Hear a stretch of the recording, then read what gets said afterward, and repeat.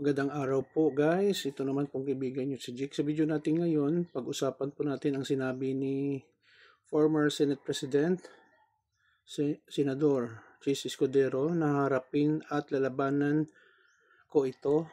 Ang mga paratang sa kanya, nasangkot po siya sa flood control project na anomalya, kickbacks. Actually guys, sa totoo lang, marami na pong aligasyon, no? Na maraming mga witness na involvado po ito si Chis Escudero, no? Senador Chis Escudero, pag-usapan natin po ito. Kung bago lang kayo sa channel ko at gusto niyo ang video na ito, paki-like lang guys, share, and huwag kalimutan mag-subscribe. Naalala ko po ito, naging sikat na congressman si former Senate President Chis Escudero kasi po sa kanyang matatapang na pahayag, no, sa media. Parang yan starting point ng kanyang career bilang isang politiko na mahalal bilang senador sa ating bansa. Nahalal nga siya, no, hanggang ngayon. Tumakbo vice presidente pero hindi po pinalad, nanalo.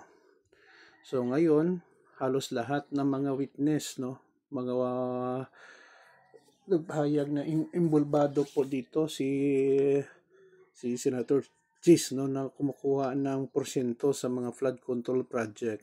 Kasama niya nga si Senador Jinggoy, former Senador Bong Revilla, former Senador, ngayon Mayor na Nancy Binay, sa mga senador na pinangangalanan na involvado sa flood control project nga na anomaly.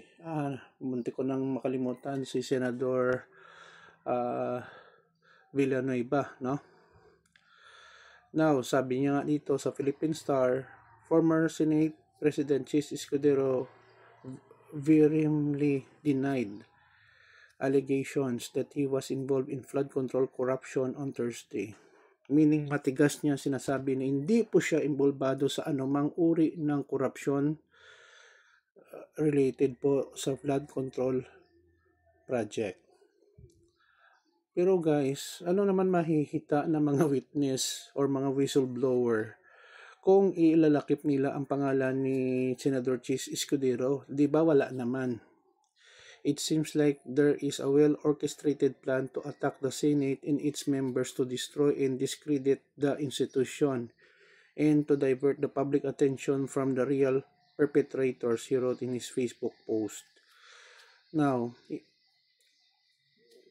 siyempre, dipindihan niya ang kanyang sarili. Pero kung makitang may kasalanan talaga siya, pwede po siyang makulong, pwede po siyang perpetual disqualification, hindi na siya makatakbo, kahit anong posisyon sa pamalaan. At kung may mga pension sa GSIS, wala po siyang makukuha. Former DPWH Undersecretary Roberto Bernardo implicated the senator's name in the issue, saying he delivered 160 million pesos meant for Escudero.